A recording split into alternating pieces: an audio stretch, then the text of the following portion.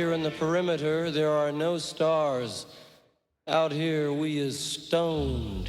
Immaculate. Hello and welcome. This is the C86 show. I'm David Eastaugh. As you know, we love a special guest. This week it's in the turn of the guitarist, producer, songwriter. It's the one and only Boz Boorer, who I spoke to find out more about life, love, poetry and all that other groovy stuff. Member of the rockabilly band, the Polecats, who are still going strong. They have got a date, 14th of December. They're going to be playing at the West Hampstead Arts Club.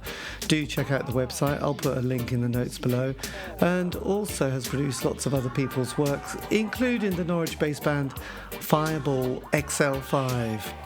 I know, we love those facts. Anyway, after several minutes of interesting but casual chat, we get down to the exciting subject of the early formative years. Boz, it's over to you.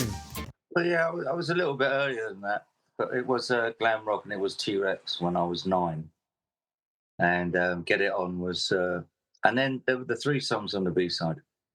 So B-sides have always been important because all those early T-Rex singles had 2 songs on the B-side. Yes. And what were your B-sides on T-Rex? Get It On. Get It On, the B-side was a track called There Was a Time, and then Raw Ramp, and then it didn't say it on the label, but it was another song called Electric Boogie. Right, there you go. And did you come from a sort of quite a musical family, or any musical kind of people in your household? My dad sang in a choir for most of his life, and my mum played piano by ear, and my brother played violin for about 10 minutes, and then that's all I've ever done is music. Yes, and where did you grow up? Where was your hometown or city? In northwest London, in Edgware, at the end of the Northern Line. Right, there you go. So you probably, I was born in the middle of the countryside in East Anglia, so musically and culturally things didn't sort of develop that quickly around here, in these parts anyway. So yes, so then so your first single, well, what was the first album you bought?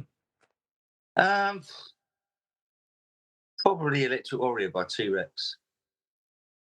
Trying to think what else I had at that time. I had The Faces, Ooh La La, Exile on Main Street by the Rolling Stones, and they're albums that I still love. I still play them. Yes, and did you find Exile on Main Street kind of easy going to begin with, or did it take a bit of? I say Exile, I meant Sticky Fingers. Oh right, okay, there you go. Because I love Brown Sugar, I bought it on a single. Yes, well, there you go. That's always good. And then, what was the first gig you went to? I think I did work out at one point. It was either Chuck Berry at the New Victoria Theatre in 1976, or it was Fleetwood Mac at the Rainbow, also in 1976. Blimey, the classic lineup of Fleetwood Mac. Yeah, it was. I do remember the gig. I didn't know many of the songs. I did know that song "Go Your Own Way." Yes, and I think probably Rhiannon. But they didn't do Albatross. Which would have been the classic really at that stage in life, wouldn't it? Yes. So when did you get a guitar? When did a guitar appear in your life?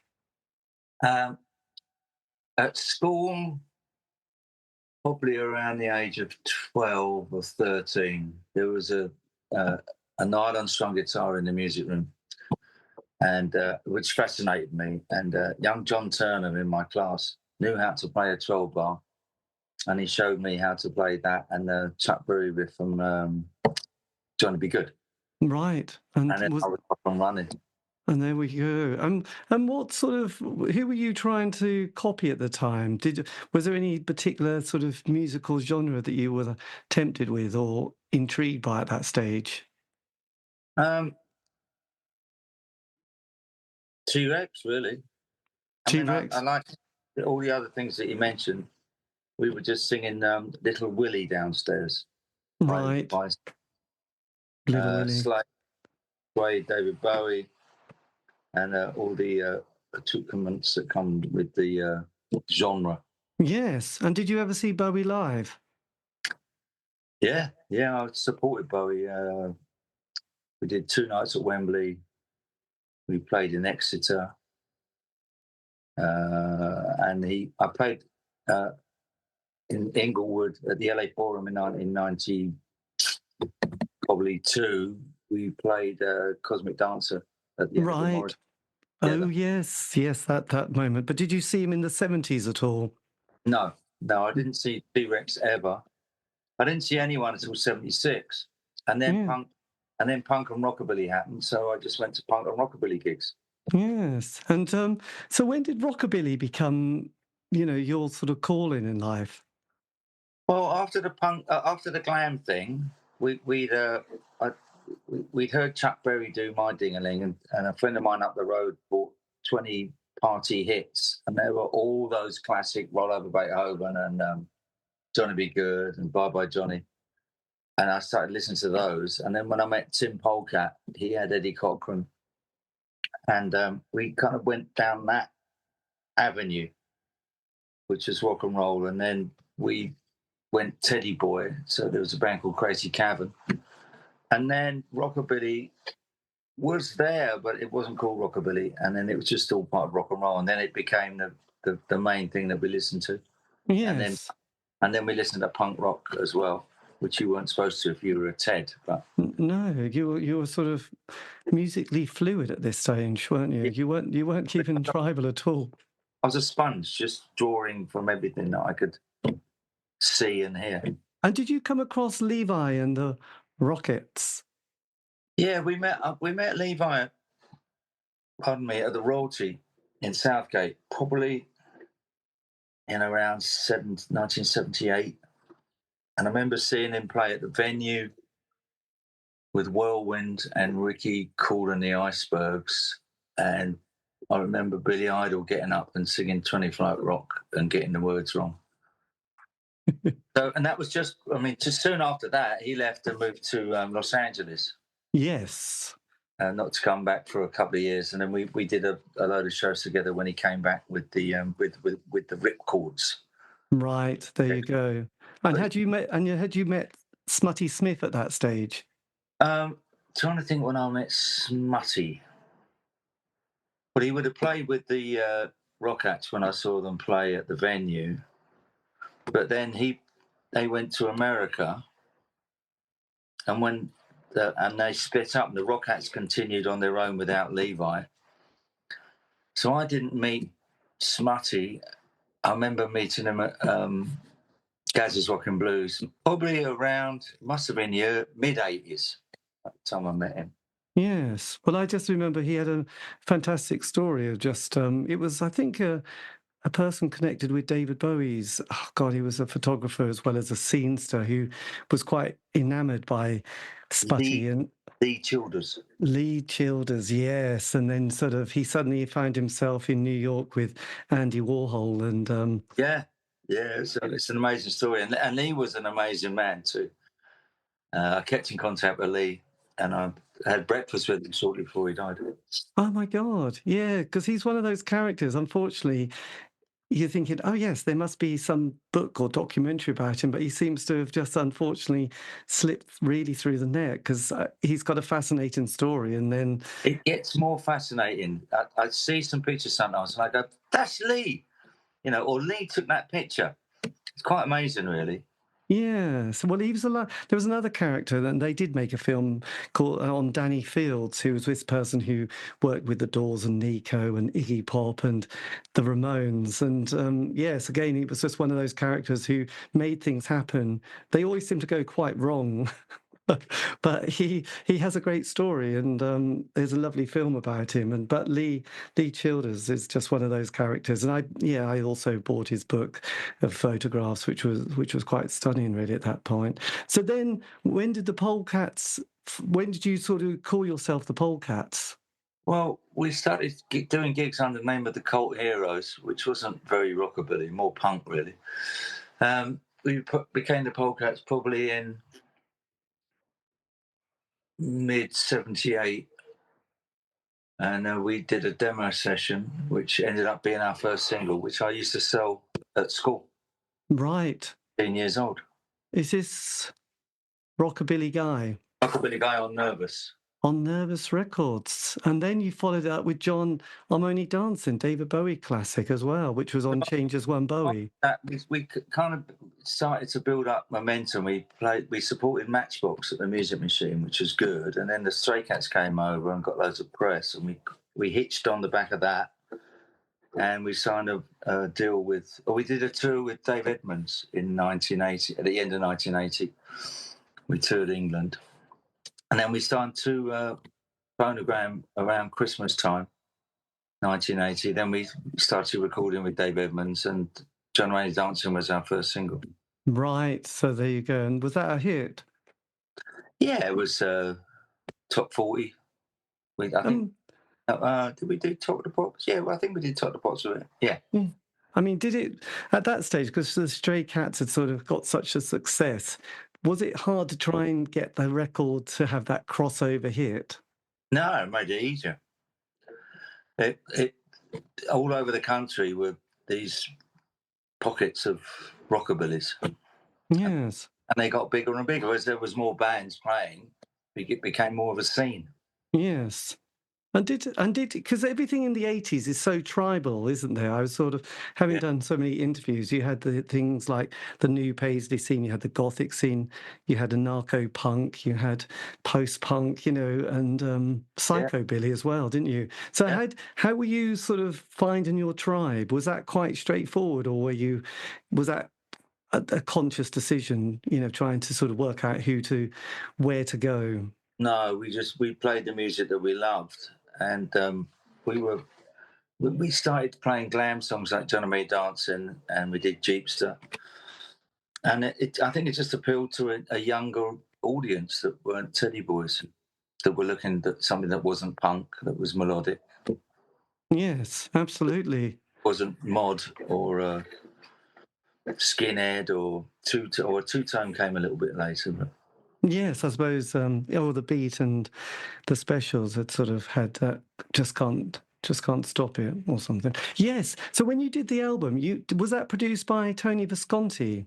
No, the album was produced by Dave Edmunds. And right. Visconti was brought in a little bit later, and we did 2 songs with him, which was our 3rd single, probably one of our best. And that's when we worked with Visconti, but he only did 2 songs. Right. Was that Jeepster he worked on? Jeepster and Mary Celeste. Yes. And were you at this stage touring Europe at all, or else, America? Yeah, that first year, 1981, I don't think we ever stopped, because we recorded. We did loads of radio sessions, demo sessions. We were on tour. We played in America. We played all over Europe. It was great. It was great. Our busiest year. Yes. And then 83, is this when the band has a bit of a change? And then where do you go at this stage? 83, we got a new drummer. We did Make a Circuit, which was a move more towards a poppier sound, more influenced by Northern Soul, really. And that was our last single. So we should have gone and played in America, where Make a Circuit was played on a station called K-Rock in LA. And we didn't know, but really we should have gone over there and played LA. But yes. And Japan we were very popular in, and we didn't have any records out in Japan. Right. We were popular in Italy, we didn't play. In France, we didn't play enough. Right. Why were you not... Well, did you have a manager at that stage? Yeah, but I don't know. It's easy to say in hindsight that what you should have done. Well, absolutely. It's a great thing. And it's quite annoying when someone mentions what you should have done. It's like, yes, but that's easy to say that. Yeah. So 83, why did you leave the band? I started playing with my wife in a band called the Shillelagh Sisters. Right. And they signed a singles deal with CBS, and they were playing all the time. And the Polecats, I think in that last year, I think the Polecats did 4 gigs. We lost a record deal. We were still writing, but it was a bit of a struggle because we didn't have any fresh material to go out and play. And I was getting paid and playing with the Shillelagh Sisters, who had a deal with CBS. Right. And you thought... Yeah. So I left. So did you work on the single "Give Me My Freedom" then? Yeah, that was. I think I probably played sax on that as well. So Yes. Freedom, and then we did Passion Fruit, the two singles that we did, and then that deal ended.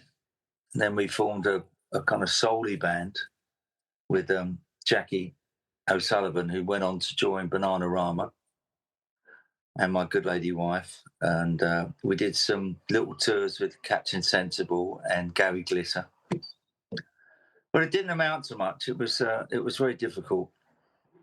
And that's when I started work at Chrysalis as an engineer. Right. And I produced demos for about 6 years.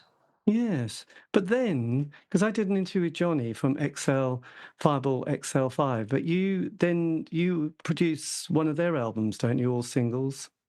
Yeah, that was the first thing I produced was the EP, Rockin' Shoes. The first thing I ever produced, and I loved it. And then we also did a single up in the UEA.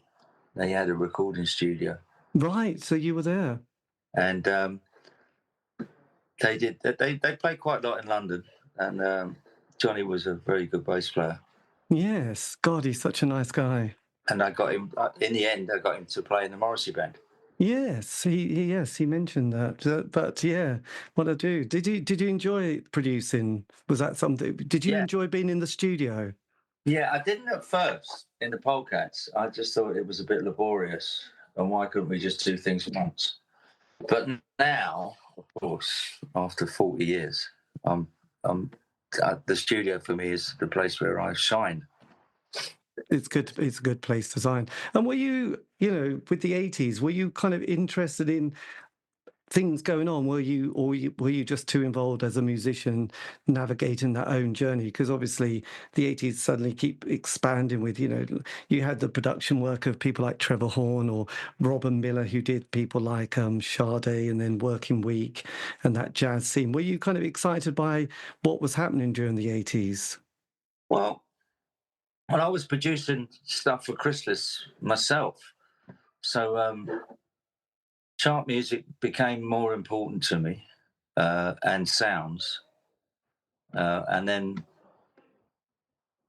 it was probably from about 86 or 85 to 91.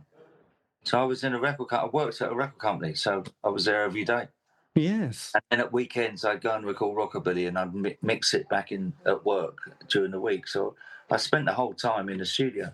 Yes. And did you, I mean, with a lot of people I noticed who are in bands, they have a sort of a bit of a 5-year narrative. They have the 12-month honeymoon period, then they get a single. And mostly in those days, people like John Peel would give you a play and then a John Peel session, that first album, people getting on the sort of the transit van around the country, and then the second or the tricky third album. But things sort of alter when sort of just after 5 years the band have got a bit exhausted, and also there's a new wave of 16-year-olds that come along. I just wondered what it was like for you as the sort of the 80s or the 90s crept in, and there was that sort of, I don't know, there had been ecstasy and the rave and dance scene, and then there was the Seattle grunge scene. So I just wondered how you were navigating your musical journey. Well, I started playing with the Polecats again in about 1988 at a festival in Holland, and I was still working.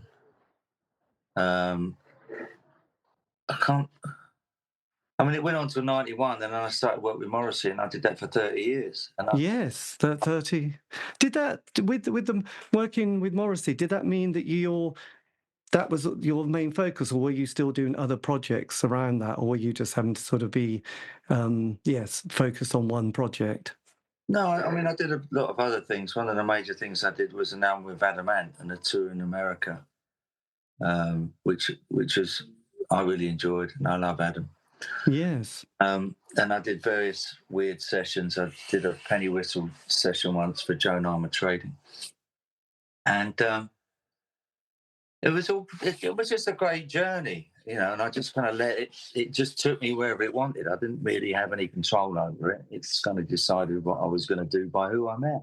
Yes, well, absolutely. You're obviously a very fluid person. And what was the call like to say, do you want to be working with Morrissey for the next period. Were you surprised, and were you kind of aware of, the Smiths and that scene, or were you kind of oblivious to it?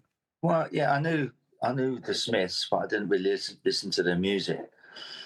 And my friend Carl Smith, who was Chas Smashing Madness, invited me out for dinner, and it was with Morrissey. And then a little while later, I got invited to do a session playing on the Pregnant for the Last Time record. And then it all went quiet for a while. I had a few to and fro in talking about putting a band together, doing some shows, and then that didn't happen. And then in 91, probably around the end of March, I got a call saying would I be his musical director and guitarist.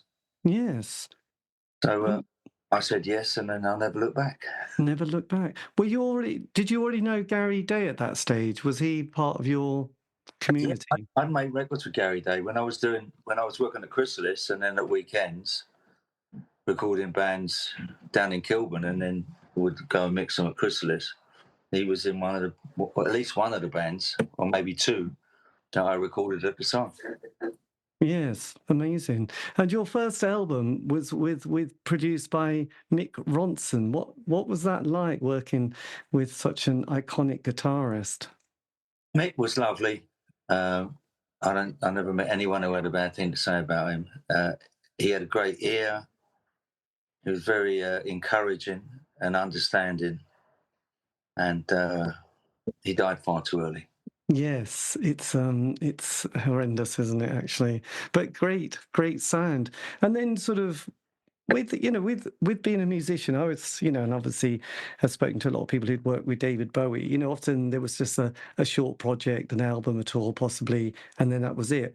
When you were working in this context, did you have some sort of longer commitment, or was it just, do you just get like, okay, we'll be together for 12 months and then that's it? Is it kind of, how do things like that work? I thought it would be short term, maybe 2 or 3 years, but it ended up being 30.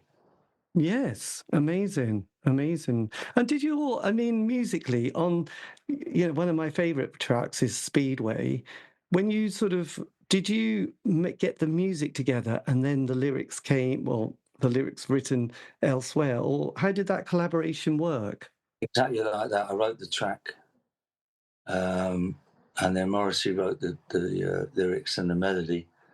But he also helped to arrange the song when there's the stop and then there's the chainsaw. Whose idea was the chainsaw? Morrissey's. Well, we Fantastic. get a noise first of all, and I said, "Well, it sounds maybe that sound maybe from a hairdryer, but it sounded terrible." And so we bought a lawnmower into the studio, and it sounded terrible as well. So then we got the handyman at the studio. He came in with his chainsaw, and it was perfect. Right. It was. It's a classic song to end any album, isn't it? Yeah, and we were having dinner one night, and we were saying how it was in the walled dining room, and how resonant the wood would be. And so after dinner, they cleared everything out, and we set the drums up in that room, took all the damping off the drums, and recorded the drums in the dining room, fully with no dampening anywhere. And that's right. Drums at the end. They sound fantastic. God, John Bonham would have been proud, wouldn't he, really? It would have been classic. And the same with The More You Ignore Me, The Closer I Get. I mean, with the music, did that sort of come quite easily? Was that a lot, with that dynamic of the different personnel, did you find ideas coming to you a lot quicker?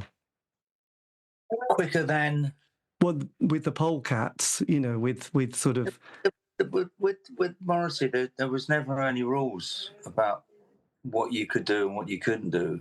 So my artistic thirst was quenched. I could do anything that I wanted that I would think would sound good, and with a good producer to tell me which bits wouldn't work, I was a free agent. So The More You Ignore Me was written. Most of it was written before he went in the studio, but I came up riff, down, down, down, down, down, down. That was written in the studio. Yes. And then one of my favourite albums, which I just thought sounded good, but no one just seems to be sort of like one of those ones that seems to get just brushed to one side.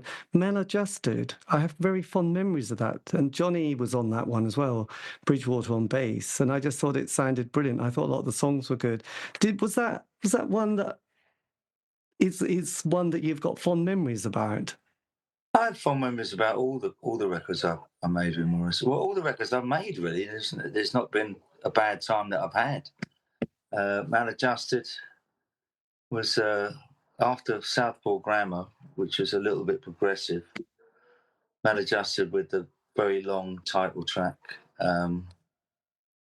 which is a thing that I wrote, which is kind of like a thing that just tumbles over and goes round. They're all good, you know. I don't Yes, well, no, I agree. Because I think Trouble Loves Me is probably the song on that album which I've always kind of gone back to endlessly and sort of enjoyed. It starts quite slowly, doesn't it? Trouble Loves Me. You sure that's on Maladjusted? Yes, it might have then been, I don't know if it's been reissued and shuffled around. It's it's one of Alan's songs. Great piano on it. And it gets heavy as it goes through with that sort of solo section, middle eight thing. Yes. And the repeat at the end. Alan wrote some fantastic songs. Well, absolutely. You must have really loved the band, and the different bands that came together throughout that project. It was a great. It was all a great time.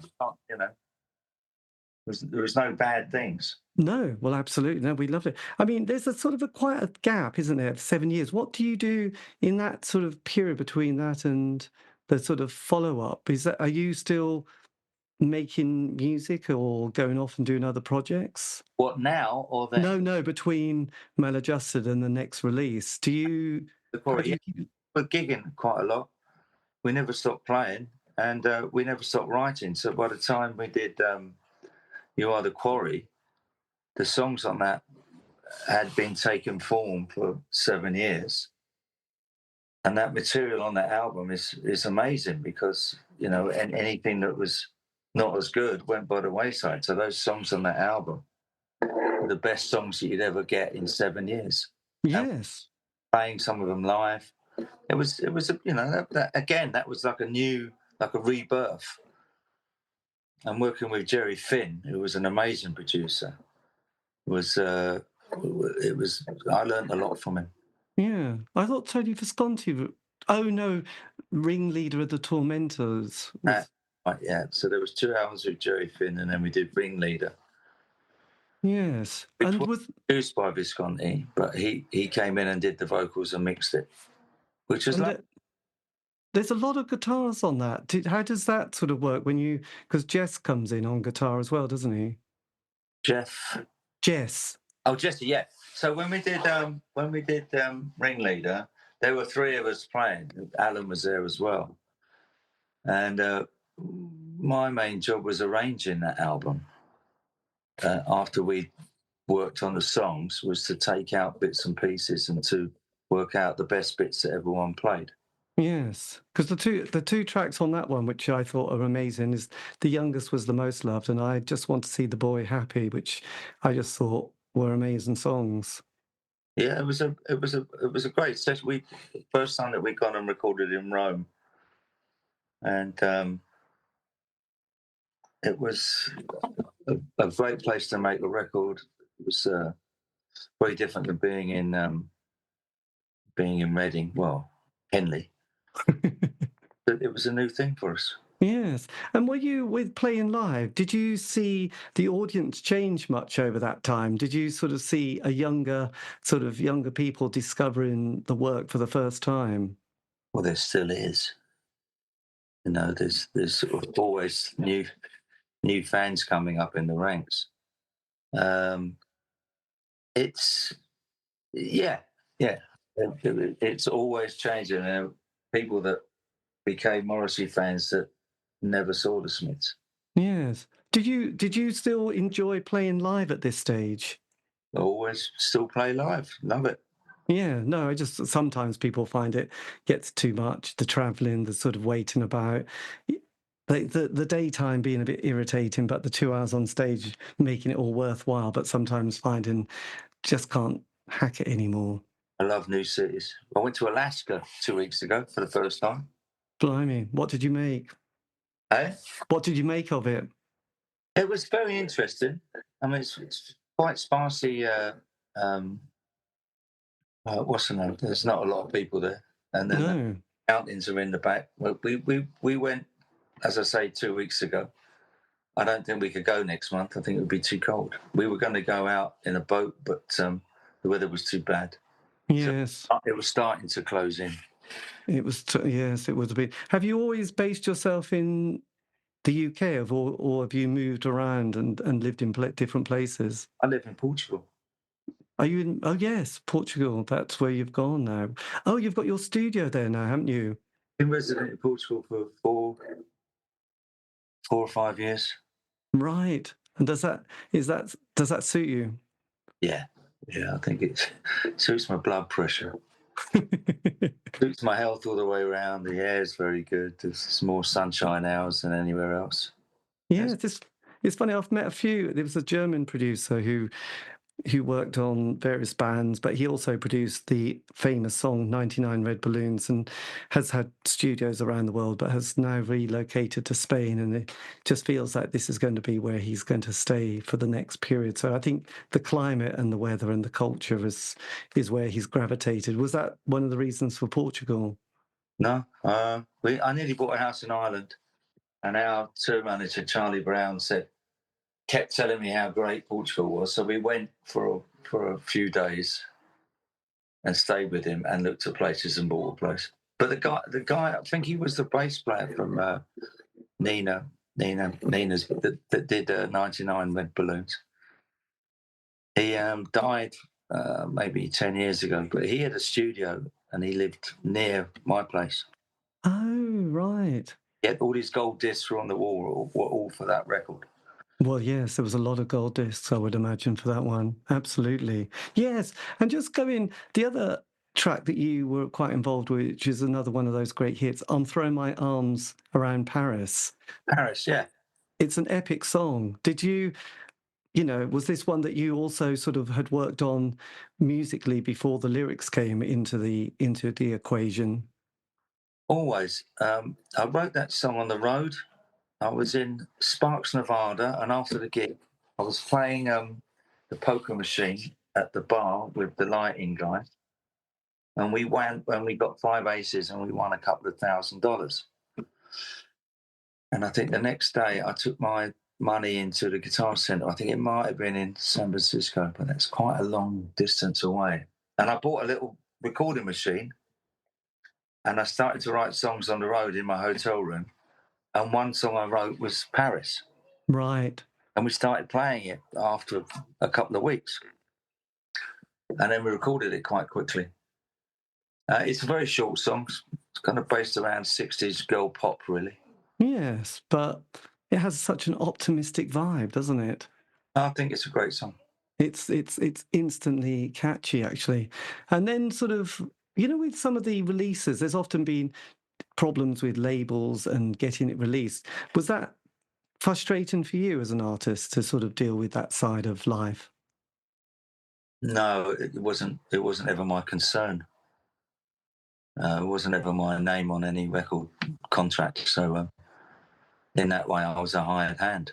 Yes. No, I just wondered if you were thinking, my God, we need to be getting on with this. And then it just always, yes, just kind of being a bit frustrating. I never found it frustrating. It was just, that's what it was. Yes, there you go.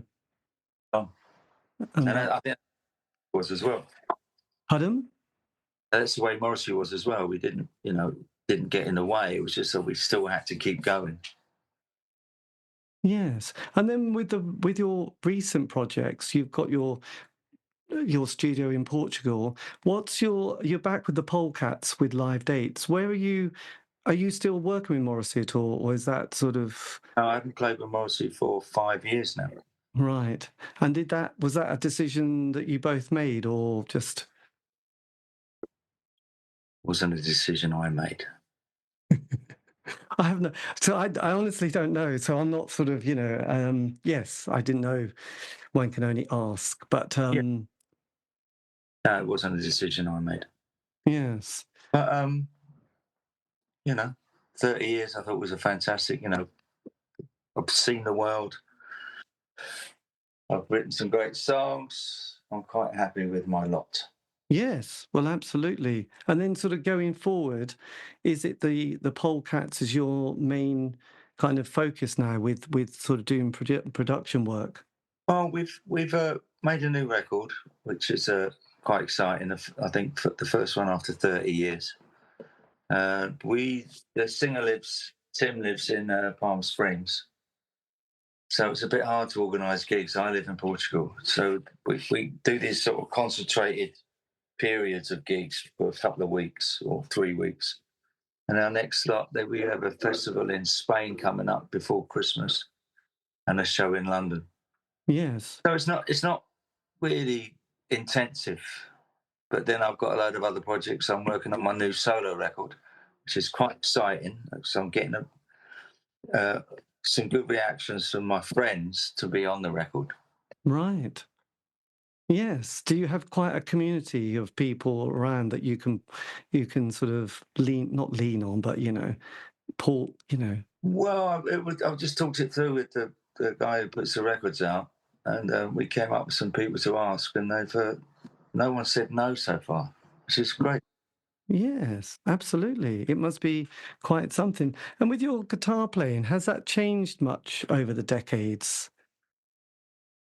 I suppose it has. Um, I don't really know how, but when I started, I think the first big change is when I was working as an engineer, because I played on lots of records by different types of bands, from funk to metal to indie to folk, with all good singers. Yes. So many sessions, and I think that amalgamation of styles made my playing more fluent. And so after that, and then playing with Morrissey, where there wasn't any rules on what it should sound like, was a fantastic continuation of that, the springboard into playing, as I say, not tied to anything. On the tour, were you the kind of the musical director of the band? Yeah. So I would suggest arrangements of songs, and if there was any pre-production things to be done, like with tracks or anything, that was my job. Yes, I know David Bowie. I think Jerry Lennon was his kind of musical director for or Carlos Alomar. So he would sort of get the band in shape, and then once that was there, David would appear and they would start to do the vocals. Was that the same with touring with Morrissey, that you would have the band up in shape before the singer appeared? Yeah. And putting the set list together, was that yours or was that a joint kind of? That was always mine. Yes. And what was it like playing the Smiths songs? Did you enjoy those ones as much as the solo stuff? Well, it opened up a whole new repertoire when we started to do Smith songs. And the first one we ever did was Shoplifters, and we did it at Barrowlands in Scotland. And it was the first time we played a Smith song, and we did it as a encore, and it was quite mental. And then occasionally we put a new one out. We did Panic, I think, at the London Palladium. We hadn't played it before. So they were always nice things to put in, and they were great songs. Johnny Marr's a fantastic guitar player and a great songwriter. So that added another bow to another string to the bow. Yes. Did you used to play Meat is Murder, or was that one that was added as well? No, we played Meat is Murder quite a lot, on and off. Yes. Towards the end, well, not towards the end, for a few years, we had the video of the slaughterhouses. Yeah, because I remember you at the UEA in the, I don't know, the mid to late 90s appearing. I don't think there'd been that much touring up to then, so it was quite an exciting occasion. Um, you were at the UEA. To be honest, it was quite a late gig because I think the driver for Morrissey had got lost and had ended up going to North Norfolk, so it was quite a long wait. And then it was a Sunday, and so it was quite a short set. Happy days. That was before sat navs. I can't remember. No, it's fine. It's a long time ago. Yes, there you go. But it was just one of those nights, I guess. People get lost. And was it always yes, did you enjoy the adulation of the fans who were always there? Did you find the stage invasion quite interesting or irritating as a musician? Um, I thought it was okay until people started knocking my mic over or treading on my pedals or knocking my cable out, which became annoying at that time. But the UEA was always a good gig. I think we did it with the Polecats in the early 80s. And then you had West Runton Pavilion. Oh yes, West Runton. So did you play there as the Polecats? Yeah. Yeah. My And God. they do an 81. I know. The guy who owned it just had a birthday. Did he? Right. Because I do have a book of the West Runton Pavilion. And what I'm absolutely boggled by, I mean, it was going from the 70s right through, and obviously everyone goes on like the punk period, but actually it was all the other bands like the Commodores were there, you know. T-Rex played with the Damned. Yes. Blue Oyster Cult, Motorhead was always playing there, so there was the punk stuff, but there was all these other very sort of quite big chart bands from America, and you thought, my God, they not only played there, they had to find themselves in North Norfolk, which was in those days there weren't great roads, and we didn't have sat navs, obviously. So very impressive, actually. What was your memories of with the West Runton Pavilion? I remember there being a man who they said was he ran a antique shop, but he was a little bit mad. But he was also in line to the throne, about 100 to the throne. Who would walk around with a telephone in his inside his jacket, and he would say, "There's a call for you." I remember that. That's very. In that book, there's an advert for when the Sex Pistols played there, and I can't remember the name of the support band, but it's a funny name. It's like a progressive rock band called Squirrel or something. It's a great. God, I'll have to have a look at that now. Actually, Brilliant. when you sort of look back at I mean, it's a bit of a hard one to answer, really. But your songs that you're proudest about, which ones would you say would be your three that you would sort of off the top of your head go, yes, that was musical perfection. I was rocking on that time. Jack the Ripper was always one of my favourites. It's the first song I wrote that Morrissey recorded.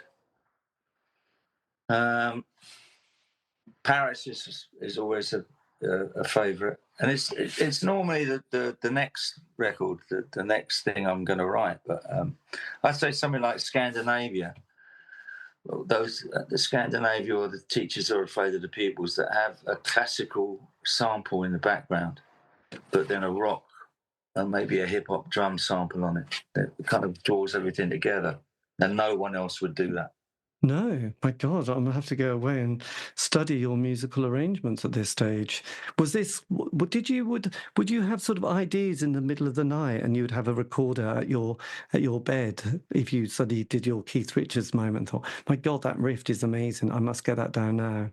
Yeah. I remember doing a song called Kit, which Morrissey recorded for Maladjusted but never released. I've done an album called Morrissey Reimagined, where I've taken Morrissey songs and re-recorded them in different styles.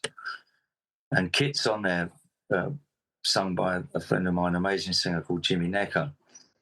And Kit came, I was listening to an album called Scott Walker Sings Jack Brel. Fantastic. Amazing orchestrations, and I started coming up with these lines, and I couldn't remember them, and I started to write them down, and I couldn't remember them, and then I started to record them, and then the next day I wrote that song. It's not based on any particular song, but it was just the suggestions as I was listening to it, and it came out pretty well.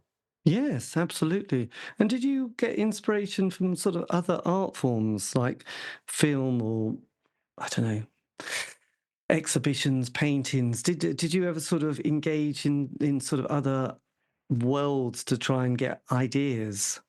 Not really. I quite enjoyed occasionally writing with a piano because they were it was completely different. How that comes, the piano is a completely different instrument, so it sounds very different. If you listen to Gilbert O'Sullivan, all those songs are obviously written on a piano, Yes. written with an acoustic guitar, like a lot of David Bowie songs. I was classically trained from an early age, so I played in an orchestra, and I could read music from an early age. So I'm well aware of many different types of music, from Baroque to second Viennese school. So Blimey, there you go. What was your instrument at school then, or your early? Pardon? I learned clarinet, and then I started to learn the classical guitar, and then I learned. Well, I didn't really learn saxophone. The guy in the orchestra just gave me one and expected me to play it the following week, which I did.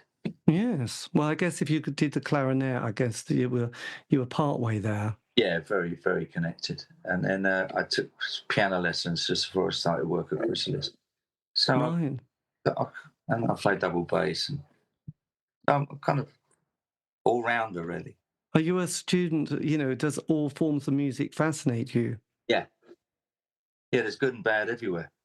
There is certainly good and bad as well. Did you ever get into sort of Django Reinhardt and sort of those sort of scenes as well that a lot of guitarists often mention, or Robert Johnson and the blues? All of that. I did 2 jazz courses when I was about 18. Of course, then you listen to Django Reinhardt with Stephen Grappelli playing violin behind him.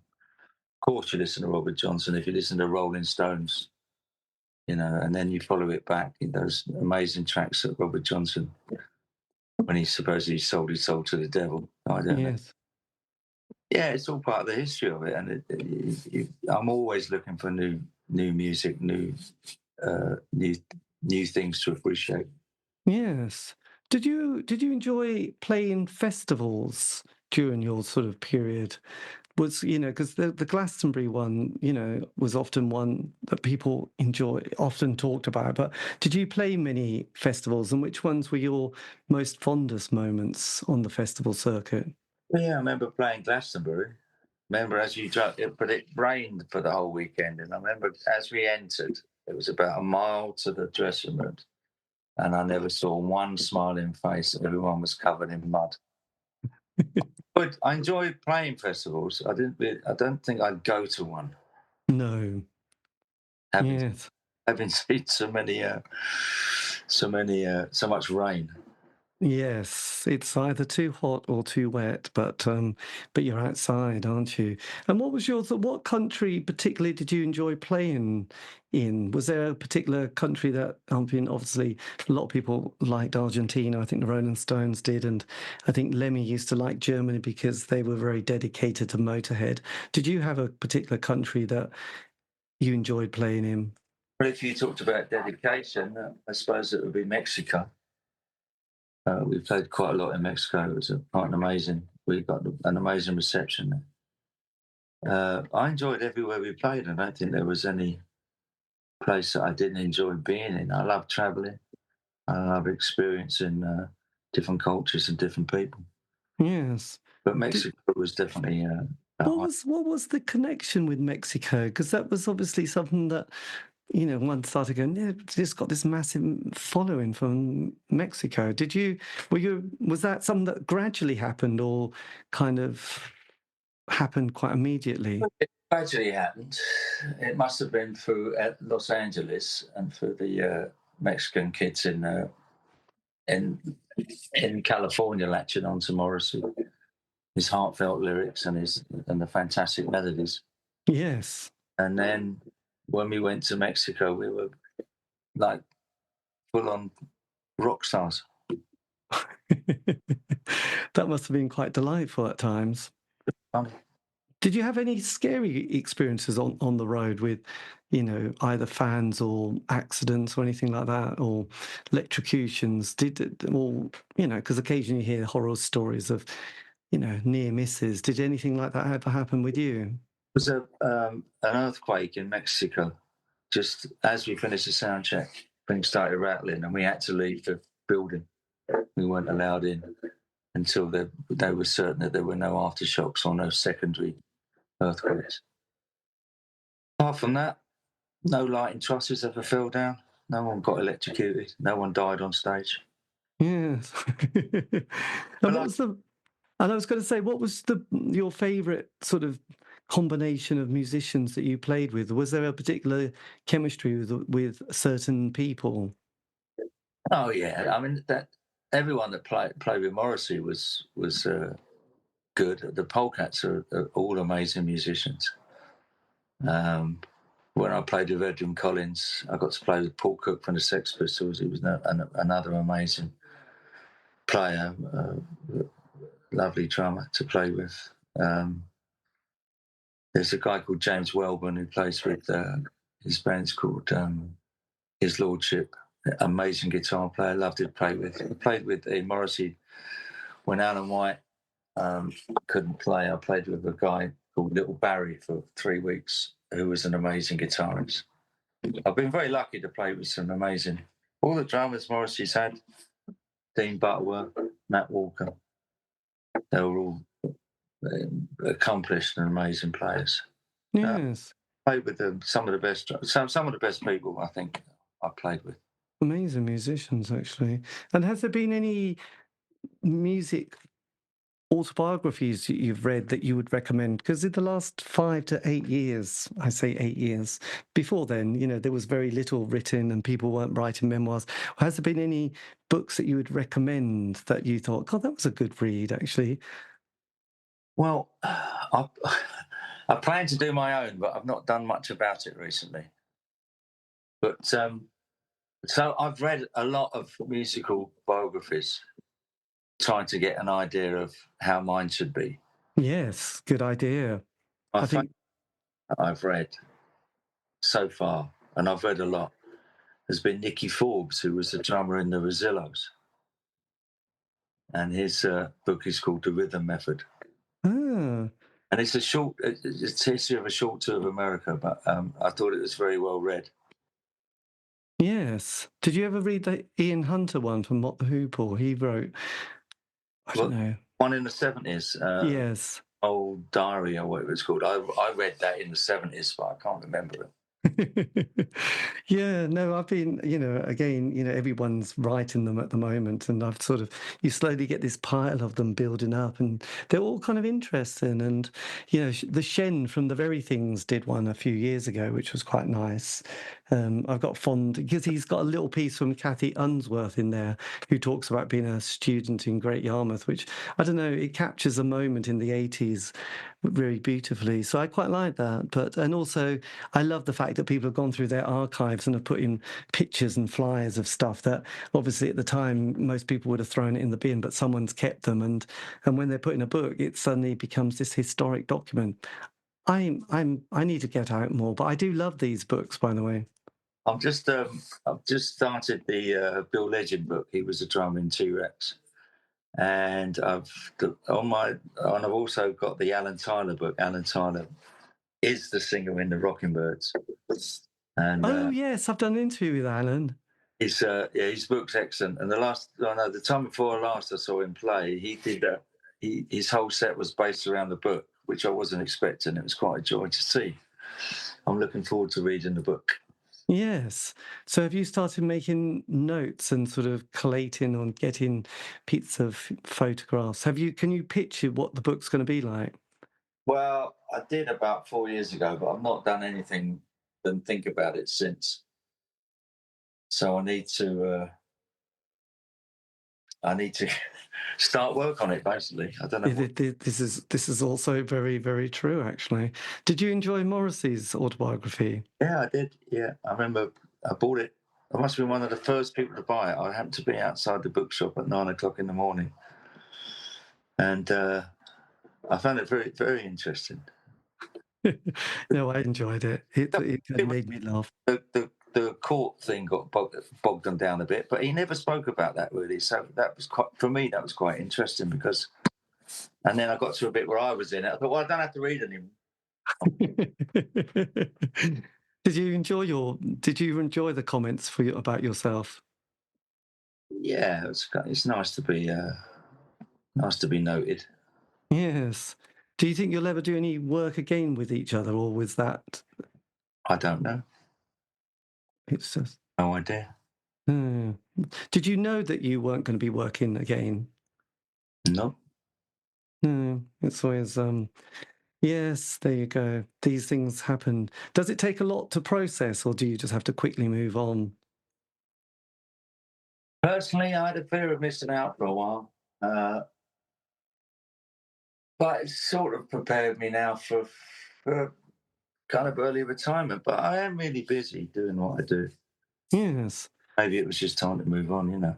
Yeah. Do you have much work to do on the place in Portugal, or is it quite Well, we've been there for 25 years, so it's always getting developed and changed, and things have been rebuilt and things have been refurbished.